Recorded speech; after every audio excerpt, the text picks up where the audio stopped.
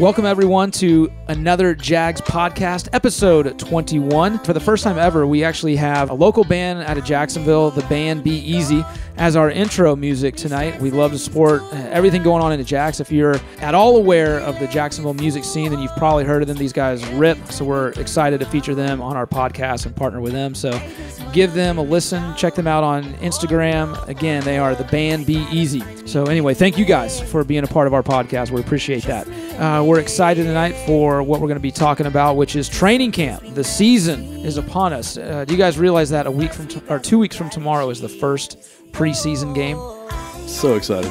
I'm excited about the scrimmage game, August 3rd. Yeah, that's next week. So, I mean, the season is really upon us. And so we're going to be talking not about hypotheticals necessarily, but what to expect about this upcoming season. No more off-season talk, but what is coming up.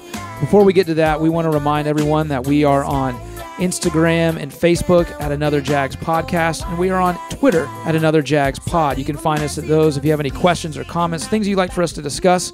We are all ears, so let us know. We've had a couple people ask us about doing a fantasy football episode, and we will be doing that in the coming weeks. We'll let you know on the date of that specifically, but we're excited about that. I believe all four of us play fantasy football, so we'll give our 2 cents, whatever that's worth. We're not really sure, but we'll let you know at least what we think. Well, mine's worth at least 4 cents. So yeah. Okay, well, that's good. So you'll double your money. Let's dive right in. You guys ready? What do you think? You're not going to tell them about the website?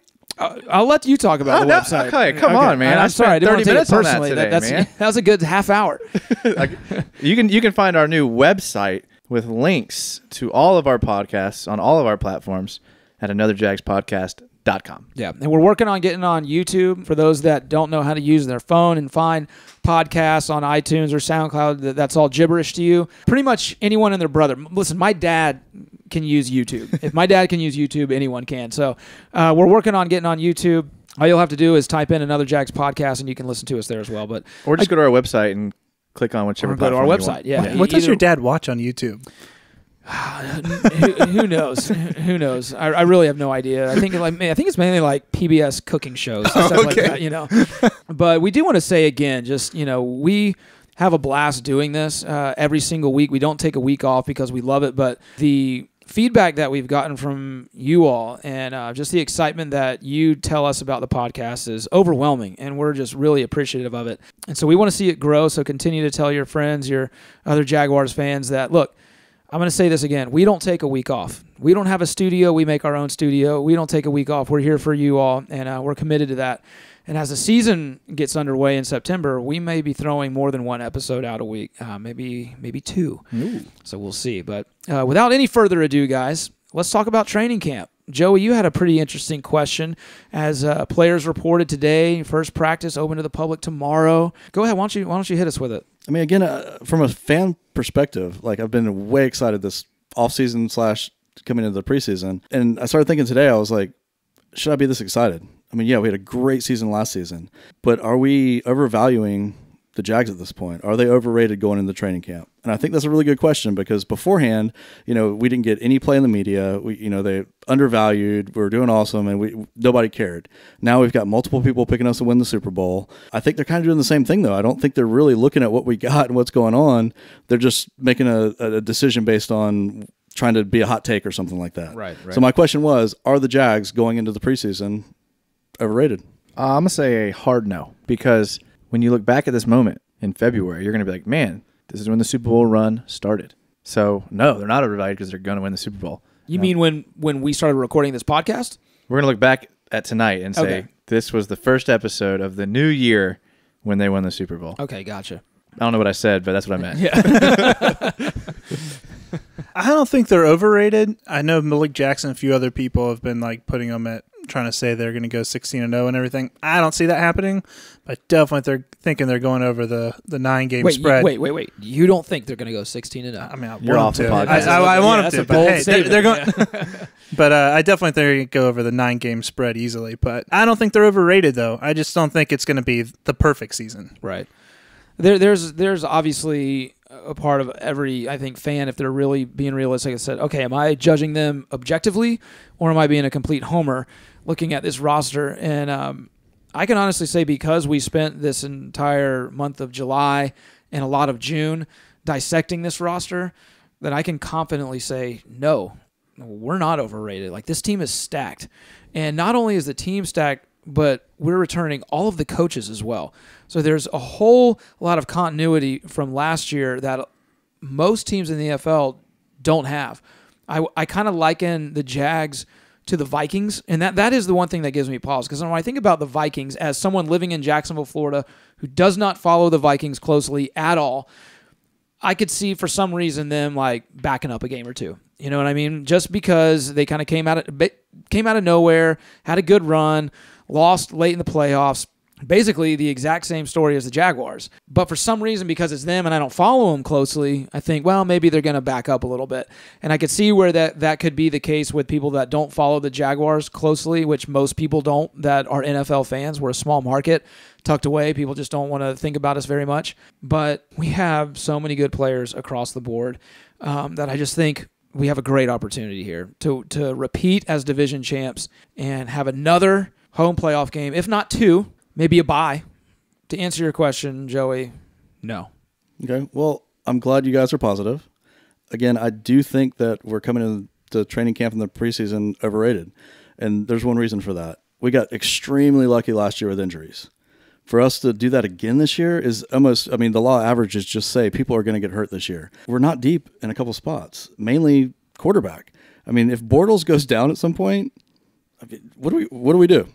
Yeah, Kessler is going to be an interesting one to watch, especially during preseason, because, I mean, mobile, like running, I shouldn't say a running quarterback, but a guy that uses his legs, I mean, it's very easy to get a high ankle sprain or even a concussion for him. There's a couple times last year he laid into people. I mean, he dropped his head and went through people, and, you know, for your starting quarterback, he's a tough guy. I mean, I have no doubt about that, but something can happen at any given point in time, so it'll be interesting to see how Kessler does this preseason. That way, if Blake does go out for one, maybe 2 games, to see if he can step that up. Because, I mean, that's 2 games could be make it or break it for us in this division coming up this year. Because, I mean, I'm not sold on Deshaun Watson, but a lot of people are, so he's going to be coming back.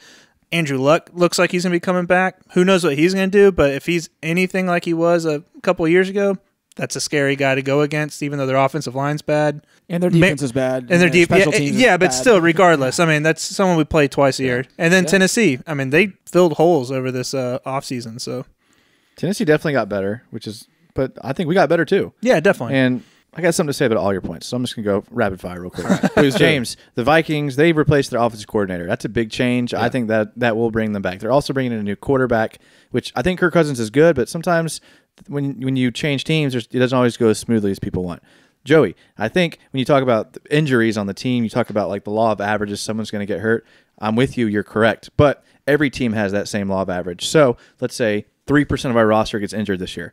Every team in the NFL has that same 3% possibility. So although we may be injured, the Eagles, the Vikings, the Rams, they may be injured too. So you got to have that same injury percentage across the board to all teams, to where if you have the most talent, hopefully at the end of the year you will have the most talent, which is what I'm hoping for. Not to mention, if I can jump in for a second, we didn't avoid the injury bug last year. We were without our number 1 receiver the entire season. Allen Robinson went down the first drive of the year. Didn't play a lot. Number 2 receiver. Exactly. Allen Hurns going in. Those were the 2. We were supposedly like super deep at wide receiver, and we lost our Robinson right off the bat. So I know we didn't get any injuries on defense, but offense we lost going into the season our biggest playmaker, and still made that run. We also lost games last year that this year's team will not lose. I guarantee it, because they were a year ahead last year. They were a year too soon, according to a lot of people, and in terms of the development of the team and where they were going and the goals.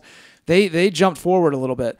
That Jets game, they don't lose that game this year. I'm incredibly confident about Week 4, them winning that game here in Jacksonville. I don't think they go 0-2 against Tennessee this year. A split maybe, but I'll take a split with Tennessee because they're just a team that has our number. And I understand this all balances out. They play Pittsburgh again, and we could see them in the playoffs. Can they go 2-0 against Pittsburgh this year? I don't know. It remains to be seen. But I like our chances better at home than in Pittsburgh. So, and again, I don't know. I just think, like Jason said, we got better. And I think it's okay to believe that we will be better as well. I love what Telvin Smith came out and said today. He believes we're the best team in the league. And I want to hear that. They are setting the bar so high that they have to try hard to meet it. If they went in saying, listen, our goal is to win the division, then, well, they did that last year. And so they're just trying to be like what they were last year. But they're not. Their mindset is they want to be better than they were last year. And they were really good last year. So I think they will be. With guys like Telvin saying that and setting that bar high. Again, Joey, he's your player, but I love him as well. They are. It was the first day today of training camp. They haven't even started stretching yet. It was basically, get your locker set and your practice uniforms and whatever. That's the talk already. So I love what we're hearing from them. Andrew Norwell, who wasn't even on the team last year, when he signed with the Jags, he was saying that. This is not 2 or 3 guys. This is a team-wide mindset of we are here in July, late July, to win a Super Bowl.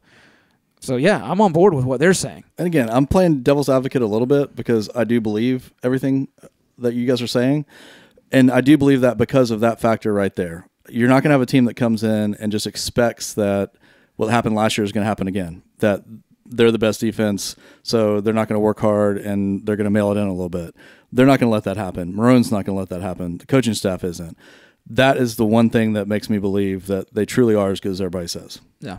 Jason, I interrupted you. My final point was how dare Robert question Cody Kessler. That was it. That's all I had. I would counterpoint your point, Jason, but I'm still confused at what it was. Something about our podcast is going to be the catalyst for the Jaguars winning. No, what I meant was, are we overrating the training camp? And the answer is no, because this is going to be the first training camp that we won a Super Bowl. Right. So that's why we're not, because when we look back at it, it's going to be one of the most important training camps in Jaguar history. And can we just pause for a second as you say that? Can we just stop and appreciate the difference between what a year makes? I mean, go back a year, and what was your expectation last year? I mean, my expectation last year was like, please just don't be god awful again. Yeah. I mean, it was like just make it like decent this year. I thought we were going to tank last year, honestly, at the beginning of the year. Yeah, I thought our offensive line was like the worst ever. Yeah, going into the season, I thought we were going to probably go win 7, maybe 8 games. But after that first couple games, it was a scary situation right there. But this year is the first year I'm going into the beginning of the season going, okay, we're going to break 500 easily at the beginning of the season. I don't think I can remember a time where I knew that was going to happen. Yeah, where 500 is a gimme. Yeah, and I know that's going to happen this year. Maybe like 99, 2000. Yeah, exactly. That'd be the only But time. I mean, it's nice to be talking about, are we going to make the Super Bowl or are we going to have a winning season? Yeah. I mean, are we going to break 500? Big difference. Listen, I mean, last year during preseason play, when Bortles got benched and the entire offensive line played the entire 4th preseason game, was it? I actually predicted that we were going to go either 2-14 or 3-13. Like that's because that's how bad they looked. And then I don't know if they just were holding back in the preseason or they flipped a switch or what, but obviously that was not the case. I think at all. after that 4th preseason game, I think I said the Jags were going to go 10-6 and lose in the AFC Championship game. Yeah, I think I remember to you the saying Patriots. that. I think I said that. Yeah, Nailed it. And you also said Miles Jack is going to be, have this fumble where they blow a whistle. They're going to blow the whistle down early. I know. I did say that. I got pretty lucky. Yeah, I remember that. I remember that. That was lucky. I laughed in your face too. I was like, he was laughing you know now. what you're talking about. Yeah, I'm going to say this, Joey, talking about overrated. I'm going to say this, and I mean this with all seriousness. If you are someone that's like, if you're saying to yourself, if the Jags make the Super Bowl, which is in Atlanta, I want to go, you should make hotel reservations right now. Go ahead and make them. That's a good point. Go ahead and make them right now while they're available and they're somewhat cheap. And look, if it doesn't pan out, you have like a couple weeks to cancel your reservation, and you won't. But if you are serious about going to the Super Bowl with the Jags there, make those reservations. # make your reservations. I'm going to Airbnb that. I think it's fair. I mean, there is a definite legitimate chance. And I don't think the team is overrated as it stands. My only concern is, I mean, there's a couple spots if we get injuries, it's going to be a different season. Well, yeah, that's true. But again, like Jason said, that's true with every single team. So who knows injuries happen. They happen to every team. But that kind of can lead us to our next point. We have a player that we've talked about a lot on this podcast that is starting the training camp off on the PUP list, physically unable to perform. Dante Fowler Jr. also suspended for the first game of the season. What do you guys think about that? Well, I mean, this is a big, big year for Dante Fowler, personally, for him. Forget about the rest of the team. This is for him. This is a huge year. It's a contract year. Is he going to stay with the Jags? Is he going to get traded? Is he going to just, become an unrestricted free agent? Whatever. And here he is starting on the PUP list and suspended for the very first game. It's not a good start to a contract year. Yeah, and just a little bit of background on the suspension. It is from the 2017 arrest back in July, so it's been a full year since this incident happened. It's the one where he's in St. Petersburg, got into a traffic incident with a guy, ended up throwing his groceries into the lake and smashed the guy's glasses. Not a good deal. We've all been there. It was bottled liquor, not groceries. Bottled liquor. Some people call it groceries. Some people call it liquor. You know? It was cheap. Bottom shelf crap. Still, it's what he had. Not a good situation, but it was a year ago. I don't know why, but the NFL is just getting around to handling this. It seems like they wait a year and do it in the offseason. And then the other interesting one, too, the PUP list for him, Hayes Carline ended up actually saying that he had this injury during the offseason program, and he was recovering from an upper body injury. But he was talking about how when he went in recently, he's lost a lot of upper body mass, which makes me nervous. It's not good. So they don't have to release what the injury is, obviously, right now. Hopefully we'll find out soon, but I'm hoping he can recover from that because, I mean, in his position, you need that upper body mass for sure. They were talking about it could have been like a flu or something because that's why he lost so much weight and that's why he's out because he's sick. Has like a serious illness. So that would not be good, but it would be better than like an injury. That's not why he's on the PUP list, though. Well, they said it's an injury. If he has got like mono or something. That's not an injury, though. He'd still be put on the PUP list, though. Yeah, I guess it's like that's true. Ivory was put on the PUP list. Same thing. I mean, it was some weird. Yeah, sure it was. Same thing. Yeah. Yeah. It was the flu. I think that's called the Thai flu. I'm not sure. It's something. I don't think it's that big of a deal because I don't think he's playing for a contract in Jacksonville. I think he's playing for a contract, like you said, playing for himself. Honestly, because of that, I mean, he could be out till week 6 and still have a good back half of the year. Someone will still pay him in the offseason.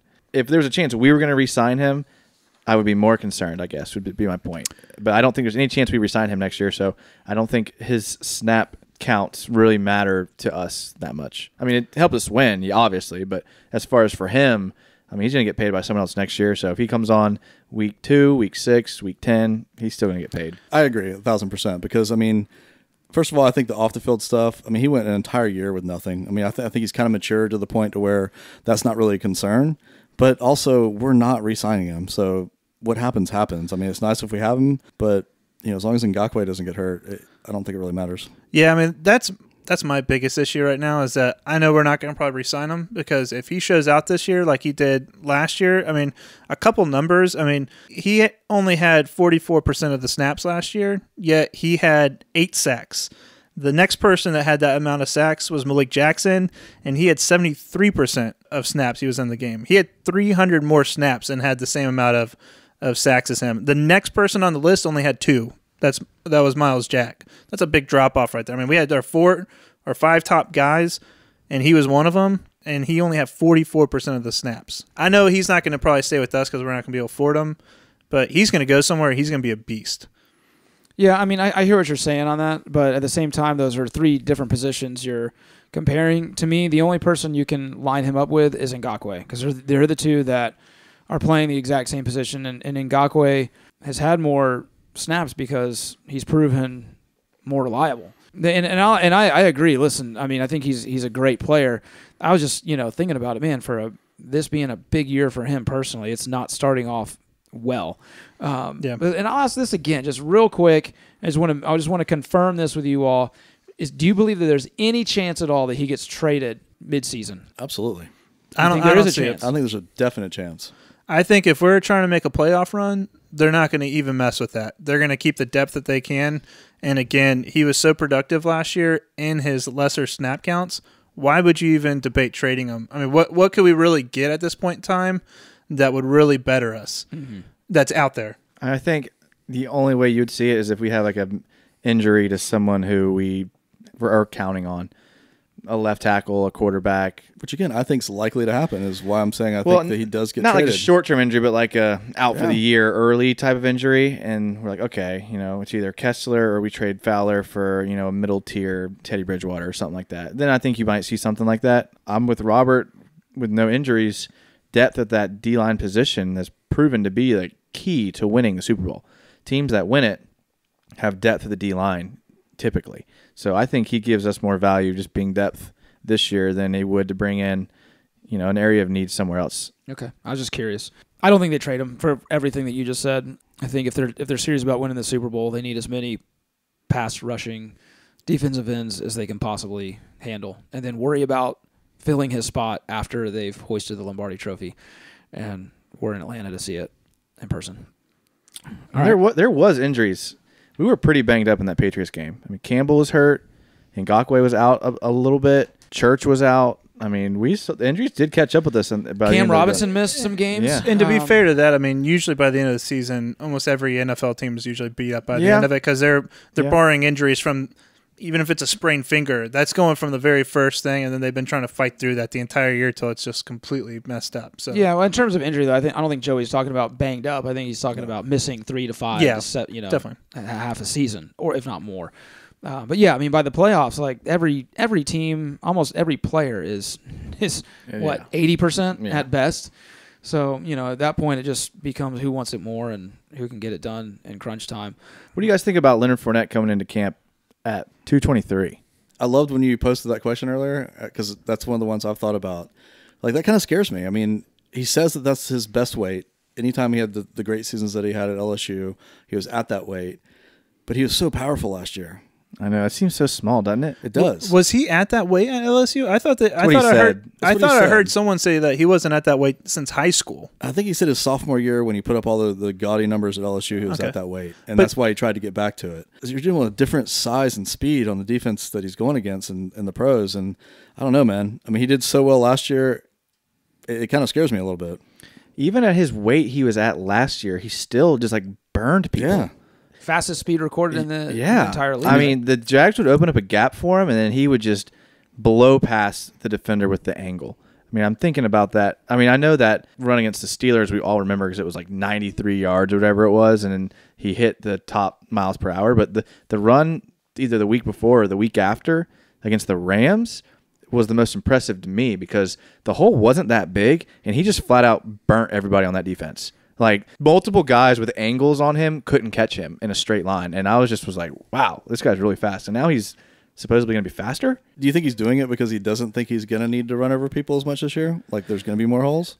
I feel like he didn't really run over. He didn't break a lot of tackles, but he didn't get tackled backwards. So it's not that he ran over people, but he wasn't ever breaking tackles. He was more just never getting tackled for loss, which is awesome to watch. But you kind of wonder if that's going to go down. But if the trade-off is more of those explosive home run runs, then maybe it's fair. I really don't know, but that's just what I thought when I saw the big weight drop. His biggest knock from last year was his inability to be elusive. That's what the experts say. Take that for whatever it's worth. So I think part of this is not just speed, but being able to be a little more shifty and quick, where he can make a guy miss. I think he has been always a runner that invites contact, but I think contact even in the amazing SEC is not the same as the NFL. So I think he may have found out, look, I can be a contact runner still, but it might be nice to add to my repertoire some moves to get out of the way. I mean, that's a thought just based on what other people have said. I personally think he just wanted to be in better shape and be faster. And to me, he's one of those guys that can lose 9 pounds or 10 or whatever it is and still be incredibly strong. I mean, the guy's just a freak athlete. Yeah. So I think he can lose that weight, still be the power runner. I mean, just imagine if he is faster. I mean, that's crazy. I personally, I kind of would have liked him to stay a little thicker, just a little bit more of that added weight for possibly getting better at breaking those tackles and everything. But at the same time, I mean, when you look at Le'Veon Bell, he's only 225. When you look at Todd Gurley, he's 227. So those guys are both known for having power too, but they're down in that range. I mean, he's obviously lighter than them. So at the same time, I'm not really too worried about him losing too much power, but I mean, my thing was, unless he really thinks he can get that much quicker and more elusive, if he was weighing out that much and he was still one of the fastest people, why? That's strength. There's top end speed and there's quickness too. So that's true. But I think that's a great point what you said, because I know for a fact he was working with Fred Taylor in the offseason a little bit, as far as if not maybe physically with drills and whatnot, but as far as like a coach, like a Freddie T call you up and tell you that? middle coach, absolutely. Me and him are tight. Best Jaguar of all time. But Freddie T was like 227, 228. I mean, that was like his like max weight when he ran. And dude had power. He was elusive as heck, and he was fast as heck. So I think I think something came from that for sure. And that being said, too, we also, last year, we had trouble breaking tackles because our offensive line did well, but we had a little bit of a mess of people getting hurt, swapping people in and out. But our offensive line, in my opinion, got drastically better this offseason. And that means he might not have to be as elusive when you have a nice hole opening up for you for the first time that I can remember in years. I can't remember for years an offensive line that we can actually open up holes. Right. If you have the number one rushing attack, do you really want to change anything, though? That's true. You want to be the number one rushing attack. Yes. I guess. But if you don't need 10 yards to get to your top speed, you only need 5.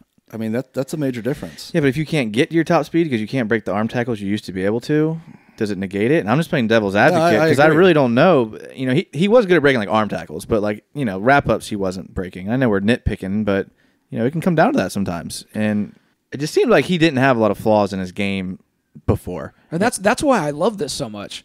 Because he had such a good rookie campaign, because they were the number one rushing attack, and here they go as a team and add the best guard in the NFL to it, and he comes in saying, no, I can be better. And so I'm going to lose weight and I'm going to be faster and better. If you thought last year was something, just wait. Which I'll go back to when we talked about running backs and our position breakdown earlier, a few episodes ago. I made the bold prediction that Leonard Fournette will be vying for the rushing title this year, and I stand by that. I think he's going to have a monster year. And part of that is that mentality of what Malik Jackson and Telvin Smith are saying about going 16-0 and being the best team in the league. He didn't get a lot of love nationally last year, and I think he took notice of that, and he's coming in saying, I'm going to show you what is up. And you add that mentality with an improved offensive line, with what I believe is going to be improved Blake Bortles, will then add to it as well. So I'm looking forward to seeing the 225 or whatever it is, Leonard Fournette. Well, another thing to consider, too, you talk about injuries, 10 to 15 pounds of body weight, your ankles, knees, everything are going to benefit from that. So that could be something that plays into it as well. I don't know.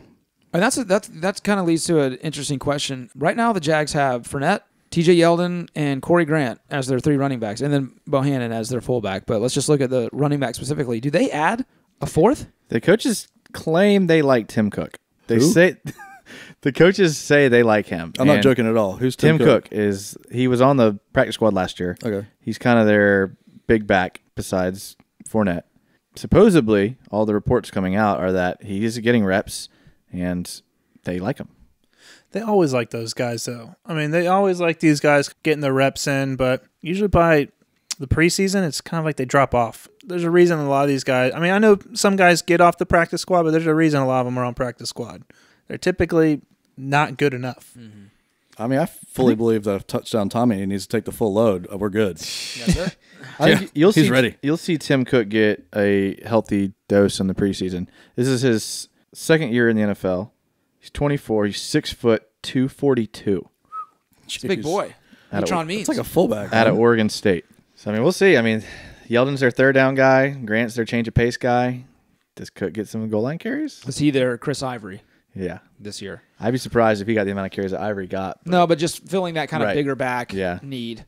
I wouldn't be surprised because 3 running backs, they twist an ankle, once a game. Mm-hmm. I know they don't want them doing this, but based off of last year, having the better offensive line, if Leonard Fournette can be jumping over piles again, I don't see why you wouldn't have him on the goal line every time. That's why they drafted him 4th overall. Yeah, he'll be the goal line back, but if he gets tired or if he gets injured or something like that. I guess if Fournette's unavailable at the goal line, does Tim Cook become the next guy in? Which is an interesting question because it's someone that we haven't even talked about. Yeah. I don't know. You do have touchdown Tommy. You got Blake. Depends on where the ball is. If it's inside the 1, I'd say let Blake sneak it in. You got all sorts of options. They definitely do that more this year. I want to see him sneak it in a little bit more on that 1 yard line. If Tom Brady can do that, Blake Bortles should be able to do that. Yeah. Tom Brady does that so ugly. But he can get those first downs every time. God, it's ugly. Yeah. Then we should count for like half a touchdown because it's so ugly. Not just that, but on like, third and shorts or fourth down, like they sneak it. He gets it every what's happening, and he's still, it's that little reach over. He just dives, he finds the gap and just dives. It's not pretty, but it's definitely effective. I would say the one thing running back wise going into the camp that I'm kind of interested in, I mean, outside of injuries and all that, is Corey Grant. I've heard nothing about him since the end of last season. He blew it up at the end of last season. I mean, he seems like should be a large part of our offense next year. So I am curious to see what he does. He doesn't get the traditional back carries, though. Like, he doesn't get yards playing running back, if that makes any sense. Yeah. Like, he gets yards on, like, screens and flares and things like that work every once in a while, and they can't be, like, a mainstay of your offense. Yeah, he breaks out to the outside and then just books it as fast as he can. He's like Darren Sproles.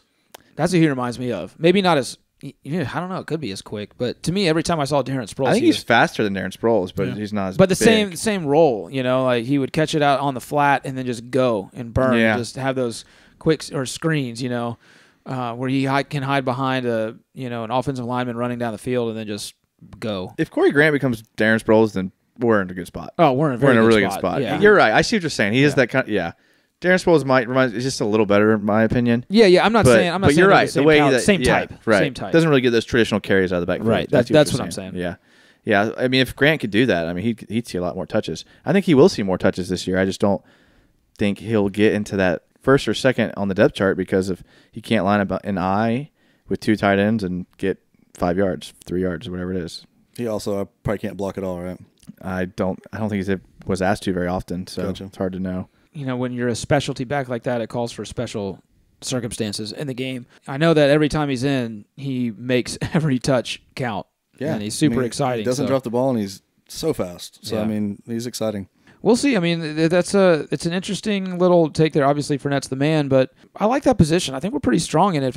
If everyone stays healthy, it's running back is solid, which kind of leads me to what I'll be looking at in training camp and the preseason going in, really up until the first week of the season is wide receiver. I think there's a lot more question marks there. Again, something we talked about on the wide receiver breakdown a few weeks ago. It's pretty well established. Marquise Lee and Dante Moncrief are 1 and 2 heading in. Jason and other things I've been reading have me convinced that Keelan Cole is the man. And it's coming out now. It is. It's coming out. It started here first, but it's coming out league wide. I'm gonna go ahead and say, I can't wait to see Keelan Cole. I want to see him build on last year, continue to make those spectacular catches that he made all of last training camp that got him on the team, playing with confidence. I think for a guy that's from Kentucky Wesleyan or wherever he's from, to have a year in the NFL under his belt where he can say, not only can I play with these guys, but I can play well. Now he has that mentality going into training camp. How much better is that going to make him versus a guy just trying to make the team? Mm-hmm. You know what I'm saying? My thing with Dante Moncrief for quite a while, I kept thinking of him as the guy that's supposed to be coming in and kind of taking over, not as good, but taking over Allen Robinson's spot. But with how they're talking about Cole and how he's doing everything, I'm really starting to believe he was the guy they were trying to fill in the spot for Allen Hurns. And they were even really thinking about Robinson at that point in time. I mean, I think he is taking over the Hurns spot essentially, and now you have Marquise Lee with Keelan Cole is possibly going to be. I mean, he's not going to be getting paid, but he's going to be taking more of that traditional one spot. So I'm excited to see what they're going to do. I loved Dante Moncrief coming out of high school. There was a lot of sketchiness around his recruitment process about him going to Ole Miss.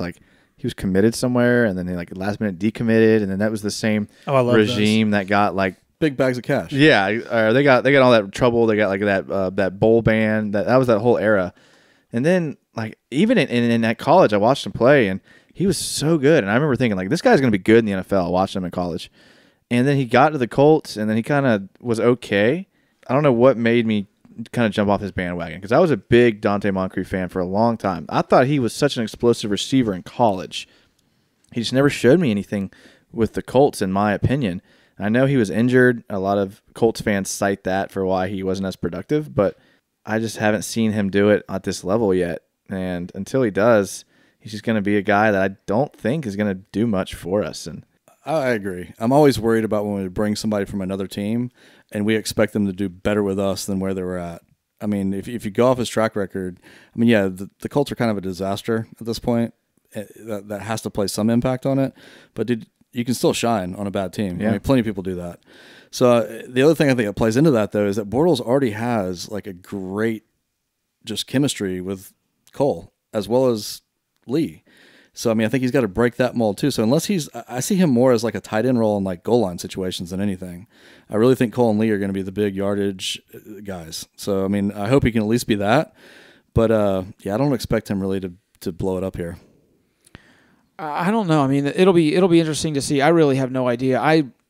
I'm more optimistic than you are, but I think it's just because I want him to be good. You know what I mean? I don't really have anything to back that up, except, I think there can be something said to changing teams and starting over in a new environment that with a team that has an expectation to win and win now. With a healthy quarterback. With accountability, with a guy who, he signed a $10 million deal, so it's not like he's going to be starving after this year or anything like that, but I think this still is a very much prove-it year for him and how it's going to dictate where his career goes in the NFL. This is a big year for him, and I think he's got a lot to prove, not just to the NFL, but to himself. Not to get too deep on that, but I expect him to have a good year. Will it be Pro Bowl level? I don't know, but I think he's going to be a healthy addition. If nothing else, he adds depth to the wide receiver position, which, as we saw last year, is something that we needed. So I'll take that all the time, but I don't know. That'll be another interesting storyline in training camp and going into the preseason is Dante Moncrief, and who is he, and what is he going to do for the team, and where does he land on the depth chart? It could be anywhere from 2 to 6, honestly. I definitely think that is what's going to make training camp interesting, is that the Jags already know what they're getting out of Cole and Lee. So I definitely think Moncrief is going to get plenty of opportunities through training camp and the preseason to prove himself. So hopefully he can, Yeah. And I mean, I hear what you're saying. They've seen Cole and they know what they can get out of him, but I think he's going to exceed expectations again. Oh, dude, I'm completely sold on him. I mean, he locked in. Dude's having an awesome year next year. I mean, I think he could be a legitimate number one. Maybe not, obviously not on the level of an Antonio Brown or Julio Jones or OBJ, but a legitimate number one receiver in the NFL. Yeah, I agree. Who knows? Hopefully he is on the level of them. We don't know. Yeah, we don't know. Could be. He could be. Yeah. That's going to be really interesting. I'm repeating myself here, but that to me is the biggest question mark on the entire team, is just where all those, if we take 6 wide receivers, where do they all land? Where do they start in training camp versus where they in the season could be 2 totally different things. So I'm excited to see how that pans out. Yeah, I don't think we're going to know until week 5 or 6, really. I mean, I think it's going to be one of those where the first few games are going to be feeling them out, but someone's going to get hot, and then the next week they're not, and the next person does until that one consistent person shows out. And I'm hoping it's Cole. I mean, if he plays like he did last year, I'd be excited to see him do that. So, I mean, I think that's where we're going to be. I think it's going to take us a few weeks to really kind of figure out who's going to truly jump in and be consistent throughout the whole season. Because that's what we're going to need, is consistency in that role. James, you said the receiver is one of the most interesting thing about training camp. So you're telling me that's more interesting than the Tanner Lee Cody Kessler battle? Yes. Wow. I mean, I understand Tanner Lee with his quick release is going to blow some minds, but yeah. Versus the Andy Dalton like Cody Kessler? Yes. Yeah. All right, well, I guess we're watching 2 different things in the training camp, I guess. To each his own. Agree to disagree. Yeah, I guess that's why we make the podcast. We're a good group, I guess. That's right. Well, I tell you what, why don't we take a break talking training camp, and we're going to come back, and Jason has a game for us, I think. Oh, yeah. All right, so we'll be back in just a minute. This is your number one off-season podcast.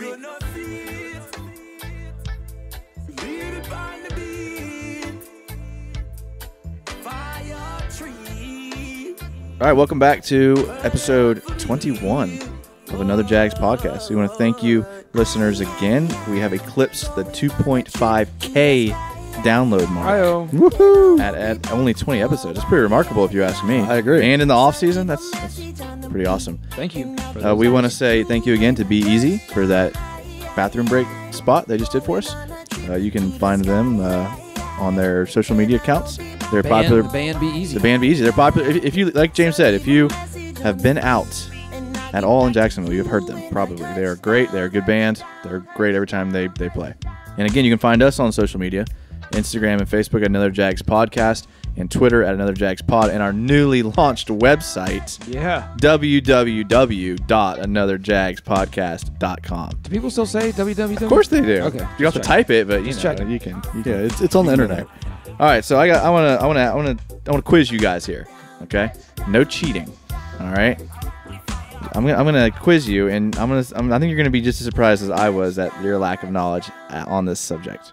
I'm never surprised by my lack of knowledge on any subject. But you'll see. Okay, I'm gonna tell you the NFL team, and you're gonna tell me the head coach.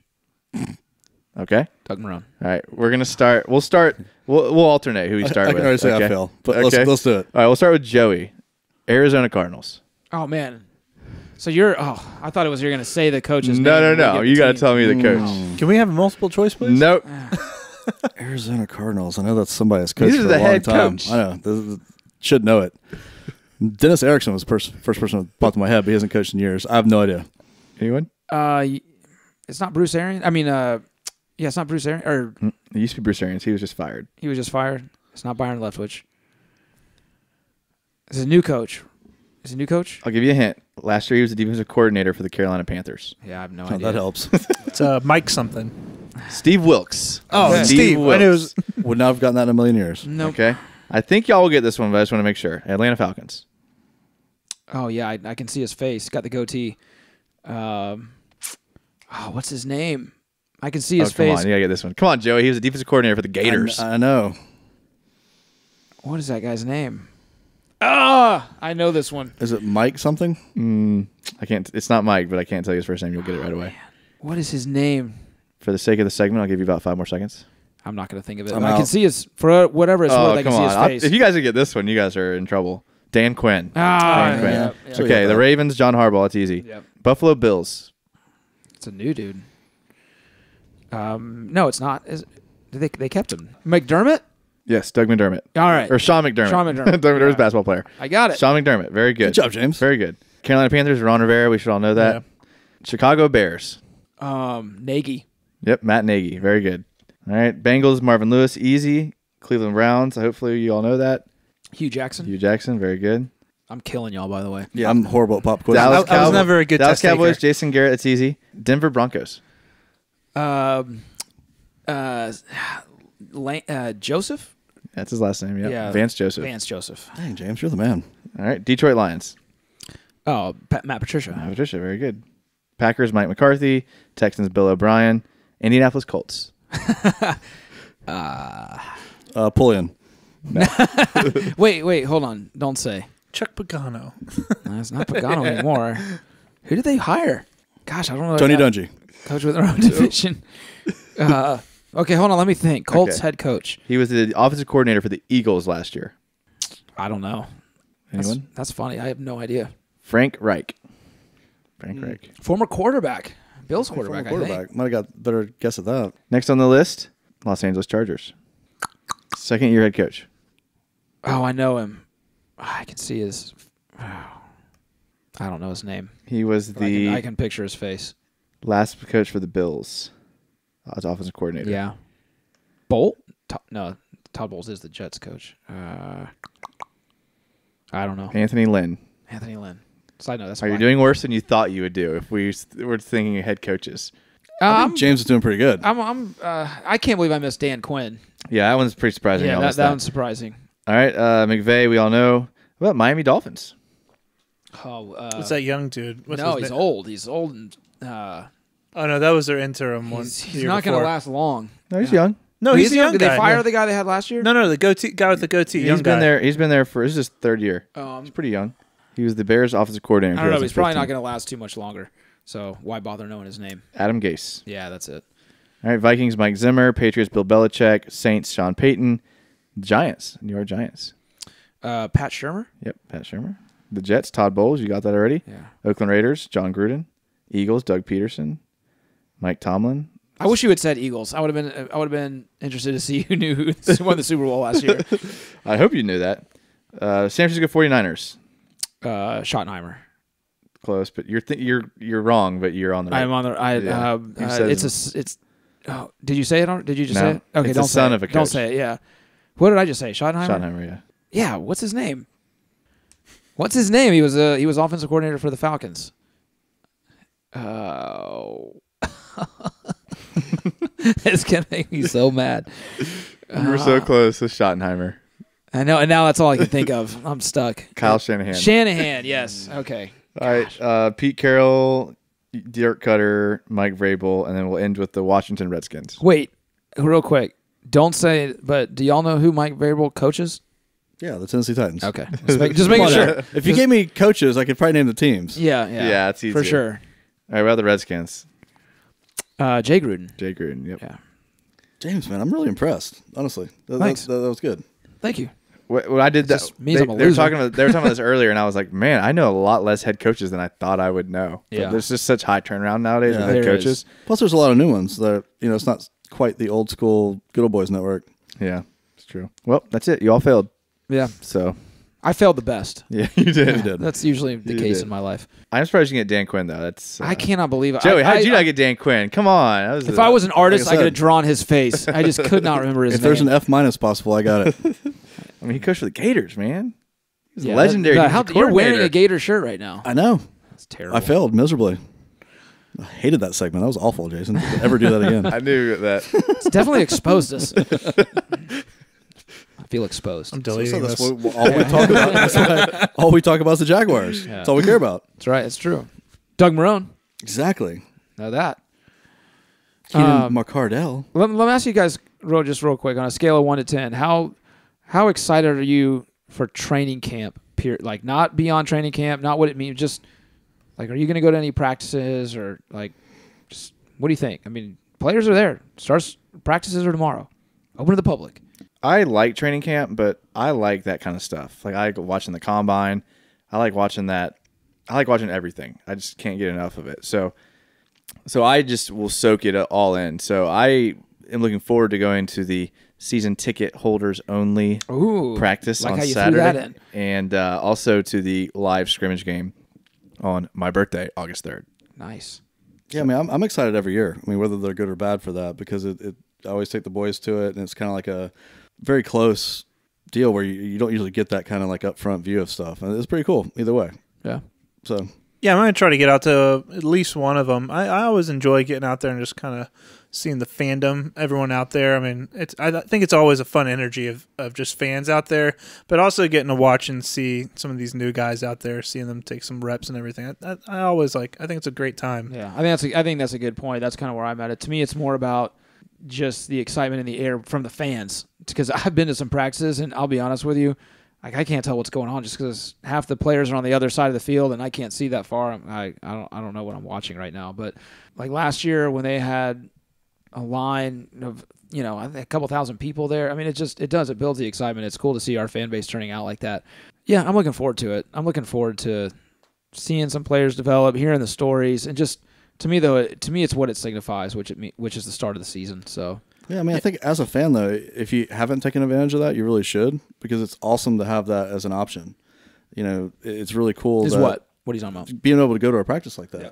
The fact it's free, I mean, it's really cool. I mean, if you haven't gone as a fan, I highly recommend you do. It's a good experience. Yeah, and I'm so excited too. I mean, as of since last year and everything, with all the people showing up for it. I mean, I remember a few years ago, and obviously we weren't doing as well as the reason, but I mean, I remember a few years ago, I feel like there was only a couple hundred people out there total. Mm-hmm. I mean, it was empty. I mean, I could sit anywhere I wanted to, and no one was out there. Yeah. So, I mean, those days are long gone. I like going out and seeing all of those people showing up for this. I remember when Mike Mularkey was the head coach, they put the punters and kickers on the field closest to where the fans sat. It's like that every come on. year. I mean, seriously? And then we're just sitting there watching the punters and kickers, and we're like, okay. That's when you seriously question, this is my life right now? This is what I choose to do with my It's time? why open up to public if you're not going to be putting it in the position groups? Jack that of the people River wanna did see? the same thing with Gabbert's first year. Like the punters and kickers were there. Well, of course, because right it was up front. Gabbert. They didn't want any. Exactly. You want to sell They some were hiding tickets. that, man. Well, I think that's it. You guys got any other comments on training camp or anything like that? I think it might be our shortest podcast of the ever. My whole thing is just pray that nobody gets hurt. I mean, that's it. Let's go. I don't care about anything else, that or preseason. Don't care about it all, as long as nobody gets hurt. Same here. I will say this was something we didn't talk about. Jalen Ramsey, not at training camp because of the birth of his daughter in Tennessee. You guys concerned at all that he's not there right now? How can you knock a guy for doing the right thing? Yeah, I mean, being there with his family. It's harder when it's actually during the actual season, and even then, I really don't have. It's hard to knock someone even during that, especially when it's his first kid. But training camp, I mean, veterans get days off. I mean, even though he's only in his third year, I'm all right with it. And whatever, he's a special case, man. That guy can do whatever he wants. Yeah. I mean, I don't care. I mean, the other one we haven't brought up, I don't think we brought up in an episode yet, is Marcel Darius, too. Who knows what's going on with him? And he's a big role, in my opinion, for our team. I mean, he's a beast. So. We're letting the law run its course. And then we'll innocent until proven guilty. That's right. Yeah. Unless you're Jameis Winston. In which case you were always guilty. Right. Well, because I think he actually is. Yeah. No, I mean, even for everything. Right. If you fill up a water cup of soda, you're a bad person. Right. Yeah. So we'll discuss that when there's something to discuss, and we're certainly not taking it lightly. Oh, my bad. For both on and maybe some people are, but yeah, we'll discuss that when we know more about it. Obviously, Jalen Ramsey is going to come in great shape and in great health, and not worried about it at all. I mean, the whole thing with Marcel is if he is guilty, then it's a horrible thing to do as an individual. He deserves to be punished. If not, then it's awful that his character is getting destroyed like that, and it's not our place to tell that. So, like you said, let the law do its job, and we'll see what happens. Well put. All right, well, that wraps it up. We're going to continue on. Next week, we'll have more to talk about because there'll be more stories coming out of training camp, so we'll talk about those, along with some other things like fantasy football and our predictions for the upcoming year. We'll even discuss more maybe the teams in our division. I don't know, we'll see. We're gonna play it a little bit by ear and see where the stories lead us, and we will make sure to get your feedback as well. Listen, again, I want to say, reach out to us on Twitter at Another Jags Pod, on Instagram and Facebook at Another Jags Podcast. Go to our website. Let us know, what do you want to talk about? What do you want to hear? And we'll do our best to include that. Actually, I'm going to say this. We will include it. So let us know what you'd like for us to talk about, and we'll do it. That wraps up our episode for tonight, episode 21, and we'll see you all next week. As always, go Jags.